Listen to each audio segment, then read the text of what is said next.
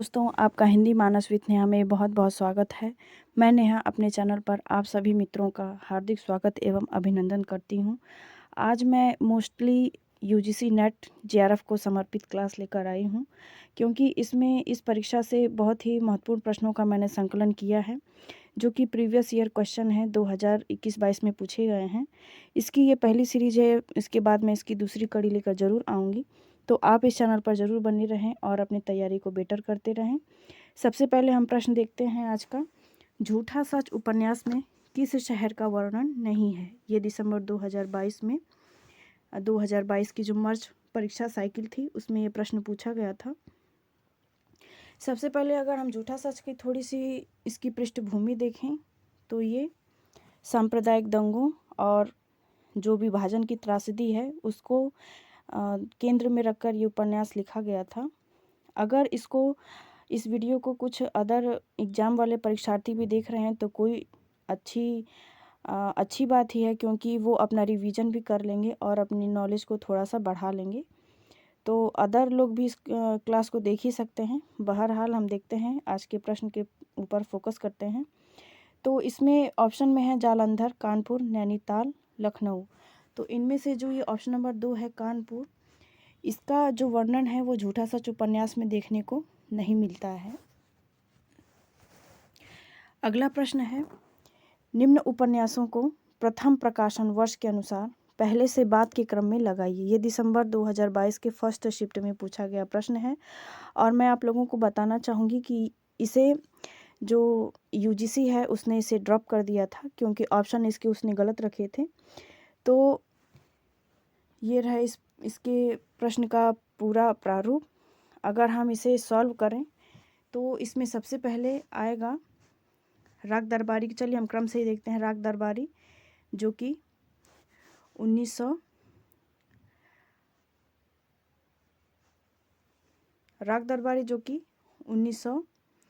माफ़ कीजिएगा, इसे थोड़ा होल्ड रखते हैं। मैला आंचल 1954 का है, आपका बंटी 1971 का है, मानस का हंस 72 का है और झूठा सच 1958 का है और ये जो राग दरबारी है ये 1968 का है। तो इसमें अगर हम देखें तो सबसे पहले मैला आंचल आता है 54, झूठा सच आता है 1958, फिर आता है राग दरबारी 1968, उसके बाद आता है आपका बंटी 1971 और उसके बाद में आता है मानस का हंस 1972। तो इसके हिसाब से आप इसका क्रम लगा लीजिएगा। ये इस वर्ष का ड्रॉप इट प्रश्न है। चलिए अगला प्रश्न देखते हैं। किस उपन्यास में पारंपरिक गीतों के साथ ही बाबा फरीद, शेख लतीफ़, बुल्ले शाह की कविताओं का बहुतायत में प्रयोग किया गया है? ये भी मार्च 2023 में पूछा गया प्रश्न है। ऑप्शन में है तमस, झूठा सच, जिंदगी नामा, शेखर एक जीवनी। यहाँ पे आप प्रश्नों का अगर प्रारूप देखें गहराई से मित्रों, तो देखिए ये कितनी गहराई से बारीकी से प्रश्न पूछा गया है। जिसने अगर इस नॉवल को नहीं पढ़ा होगा तो वो प्रश्नों को सॉल्व नहीं कर सकता है। अगर आप थोड़े से कह सकते हैं कि ऑप्शन में थोड़ा सा एलिमिनेट करेंगे तो हो सकता है कि आप सही उत्तर तक पहुँच जाएँ, जो कि बहुत ज़्यादा ज़रूरी भी है।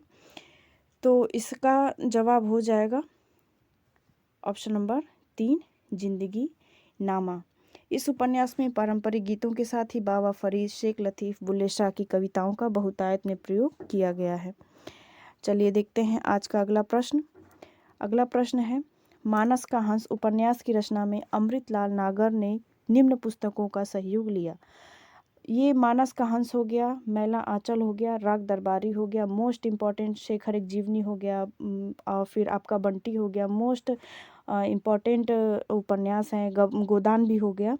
ये जो 5-6 उपन्यास हैं मोस्ट हैं। इसकी आप कम से कम अगर पूरे उपन्यास को ना पढ़ सकें तो इसकी समीक्षा को ज़रूर पढ़ें और साथ ही साथ इसकी भूमिका को भी पढ़ें, क्योंकि जब मानस का हंस यहाँ पे पूछ ही लिया गया है तो अमृतलाल अगर जब अपनी भूमिका बताते हैं पाठकों को तो वो बताते हैं कि उन्होंने मानस का हंस उपन्यास जो लिखा है उसको लिखने के लिए उन्होंने अपनी सामग्री कहाँ कहाँ से उठाई है और किन किन बातों को उन्होंने ध्यान में रखा है, किन मिथकों को उन्होंने तोड़ने का प्रयास किया है और किन मिथकों को वो साथ लेकर चले हैं। तो इसीलिए किसी भी उपन्यास की भूमिका हमारे लिए मोस्ट इम्पॉर्टेंट हो जाती है। उसमें से आपको अगर कुछ ज़रूर उपन्यासों के बारे में जानना है तो मैं एक बार फिर से नाम लेना चाहूँगी। सबसे पहले तो आप मैला आंचल देखें, राग दरबारी देखें, गोदान देखें, मानस का हंस देखें, आपका बंटी देखें, शेखर एक जीवनी देखें। ये कुछ मोस्ट इम्पॉर्टेंट नॉवेल हैं जिससे कि प्रश्न हर बार हर परीक्षा में पूछा जाता है, तो इसे आप ज़रूर पढ़ें। अगला प्रश्न देखते हैं। चलिए इसका पहले उत्तर देख लेते हैं। इसमें उन्होंने तुलसी काव्य मीमांसा से लिया है, लोकवादी तुलसीदास से लिया है और काशी का इतिहास। तो ए, सी और डी ऑप्शन नंबर 2 में दिख रहे हैं, तो ये जवाब इसका सही हो जाएगा। अगला प्रश्न देखते हैं। प्रश्न संख्या 5 है, जैसे जैसे उच्च स्तरीय वर्ग में गबन, धोखाधड़ी, भ्रष्टाचार और वंशवाद अपनी जड़ें मजबूत करता जाता है, वैसे वैसे यह उपन्यास और ज़्यादा प्रासंगिक होता जा रहा है। कौन सा उपन्यास? ये नहीं कि आप गबन को ही लेके बैठ जाएं कि गबन उपन्यास, नहीं। प्रश्न पूछा जा रहा है कि यह किस उपन्यास के लिए उसके उपन्यासकार ने पुनर्प्रकाशन की भूमिका में लिखा था। ध्यान से देखेंगे, पुनर्प्रकाशन, जिस उपन्यास का दोबारा प्रकाशन किया गया हो उसकी भूमिका में लिखा था। तो ये गबन से एक तरह से उसकी तुलना करके जो लेखक हैं वो लिख रहे हैं। तो ऑप्शन में है महाभोज, आखिरी कलाम, काशी का 80 या फिर राग दरबारी।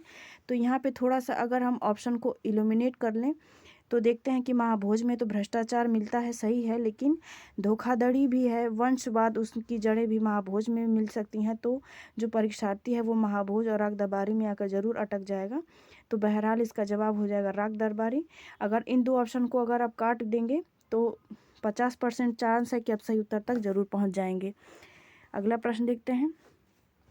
प्रश्न संख्या 6 है, वतन कुछ फिक्र कर, ज़्यादा मुसीबत आने वाली है, तेरी बर्बादियों के तज जाते हैं आसमानों में, निम्न छंद किस उपन्यास में आया है। यहाँ पे टाइपिंग मिस्टेक हो गई है, ये किस होगा, मैं लिख देती हूँ, किस उपन्यास में आया है। ये भी 5 मार्च को पूछा गया प्रश्न है, फर्स्ट शिफ्ट का।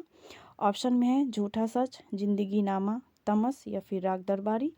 तो इसका जवाब हो जाएगा ऑप्शन नंबर 3, तमस, जो कि जो हमारा देश विभाजित हुआ था उस विभाजन के पृष्ठभूमि पर लिखा गया उपन्यास है और इसका प्रकाशन वर्ष 1973 है। अगला प्रश्न है, पुरुष निसंग है, स्त्री आसक्त है, पुरुष निर्द्वंद है, स्त्री द्वंद्वमुखी, पुरुष मुक्त है, स्त्री बद्ध। यह कथन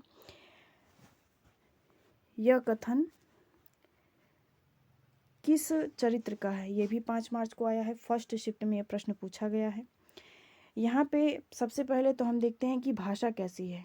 निसंदेह ये संस्कृत निष्ठ तत्सम भाषा है। अगर हम ऑप्शन में देखें तो यहाँ पे साफ साफ दिखाई दे गया है कि ये हजारी प्रसाद द्विवेदी द्वारा लिखित उपन्यास के सभी पात्र हैं। और अगर इसकी जो हम वक्तव्य जो ये दिया गया है उसकी थोड़ी सी गहराई में अगर जाना चाहें तो निसंदेह ये एक स्त्री पात्र का ही कथन महसूस हो सकता है। तो निसंदेह ये महामाया भैरवी का कथन है। चलिए अगला प्रश्न देखते हैं। अगला प्रश्न है, मानस का हंस उपन्यास के पात्र हैं सुमिरत दास, अब्दुल्ला बेग, मोहिनी बाई, मेघा भगत, इकबाल सिंह। तो ये 5 पात्र इन्होंने रख दिए थे और ऑप्शन दे दिए थे हमें मिलान करने के लिए। तो इसमें से अब्दुल्ला बेग, मोहिनी बाई, मेघा भगत, ये 3 जो पात्र हैं वो मानस के हंस के पात्र हैं। तो हम देखते हैं कि बी सी डी किस में है। तो B C D option number 1 में है। तो निसंदेह इसका ये सही जवाब हो जाएगा। मोहिनी वही हैं जो काशी में तुलसीदास के ऊपर मोहित हो गई थी और जो स्वर लगा के ये गाना गाती थी। तो तुलसीदास को भी इनसे कुछ खिंचाव महसूस हुआ था। अगर आप मानस का हंस पढ़ेंगे तो वहाँ पे आपको ये सब बातें देखने को मिलती हैं। चलिए अगला प्रश्न देखते हैं। अगला प्रश्न है, झूठा सच उपन्यास की स्त्री पात्र है मोहिनी, पूरनदेई, लक्ष्मी, शीलो, बंतो। तो झूठा सच जो कि 1958 में लिखा गया है और ये भी सांप्रदायिक पृष्ठभूमि को लेकर ही लिखा गया है। झूठा सच मतलब जो झूठ भी हो और सच भी हो, विरोधाभासी उपमानों को लेकर इसका नामकरण किया गया है। झूठ क्या बोला गया था, भारतीयों से झूठ ये बोला गया था कि जब देश का विभाजन हो जाएगा तो हिंदू हो या मुस्लिम हो वो खुशी खुशी रहेंगे। लेकिन जो सच बाहर निकल कर आता है वो क्या आता है कि दोनों में से कोई भी खुश नहीं था। तो इसीलिए इसका नाम रखा गया है झूठा सच। तो चलिए बहरहाल हम इसका जवाब देखते हैं। इसमें हो जाएंगी पूरनदेई, उसके बाद आ जाएंगी शीलो, उसके बाद आ जाएंगी बंतो। तो बी डी ई तो बी डी ऑप्शन नंबर 4 में दिखाई दे रही हैं, तो ये इसका सही जवाब हो जाएगा। अगला प्रश्न है, आपका बंटी उपन्यास के बाल पात्र हैं उजागिर, जोत, अम्मी, टीटू, सुमेर। तो जोत, अम्मी, टीटू ये तीनों इसके पात्र हैं, बी सी डी। तो ऑप्शन नंबर 4 इसका सही जवाब हो जाएगा। अगला प्रश्न है, इसको मैंने कूट में नहीं रखा है क्योंकि ये तो सभी लोगों को पता है, पता नहीं कितनी बार ये पूछा गया और यूजीसी नेट में ही नहीं बाकी की परीक्षाओं में भी ये प्रश्न बहुत बार रिपीट हुआ है। तो गोदान को अगर हम देखें तो गोदान बेलारी से संबंधित है जो कि होरी का गांव था। मैला आंचल मैरीगंज से इसका स्थल वर्णित किया गया है। मानस का हंस चित्रकूट, राग दरबारी शिवपालगंज। चलिए अगला प्रश्न देखते हैं।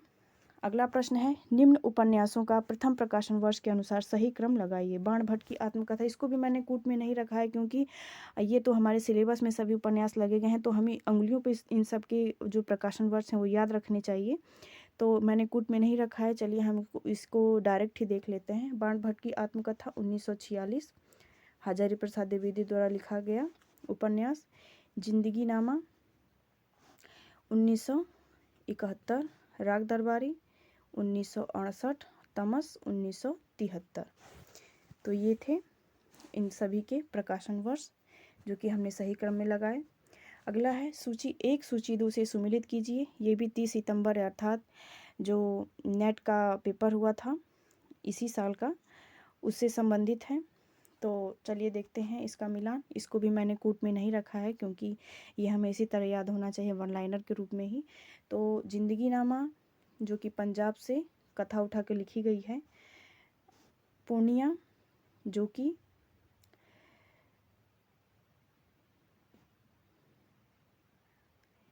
मैला आंचल, शिवपालगंज, राग दरबारी, गंगोली जो कि आधा गांव से संबंधित है। अगला प्रश्न है, बाण भट्ट की आत्मकथा का केंद्रीय विषय, ये भी 30 सितंबर को पूछा गया प्रश्न है। ऑप्शन 1 है उदात्त प्रेम, ऑप्शन नंबर बी लोक संस्कृति का सजीव और रसिक अंकन, सी है वैशाली और तक्षशिला गणराज्यों का इतिहास, और डी है ईसा पूर्व बौद्धकालीन संस्कृति का चित्रण। तो निसंदेह ऑप्शन नंबर 1 और ऑप्शन नंबर 2 ये दोनों इसमें आ जाते हैं। इसका पहला ऑप्शन सही हो जाएगा। आज का आखिरी प्रश्न है, तमस उपन्यास में वर्णित जो आगे प्रश्न लगता है कि मैं लिखना भूल गई हूँ, यहाँ पे टाइपिंग मिस्टेक हो गया है। नहीं, सही है, प्रश्न सही है। इसमें पूछा जा रहा है कि तमस उपन्यास में क्या वर्णित है। ये भी 30 सितंबर 2022 का ही आया हुआ प्रश्न है। प्रथम स्वतंत्रता संग्राम ये तो नहीं है इसमें। विभाजन की पृष्ठभूमि एकदम सही बात है। सांप्रदायिक विद्वेष भी सही है। तो बी और सी, तो बी और सी ऑप्शन नंबर 2 में दिखाई दे रहे हैं, तो ये ऑप्शन इसका सही हो जाएगा। आशा करती हूँ कि आप लोगों को ये वीडियो बहुत ज़्यादा सहयोग करेगा आपकी तैयारी में।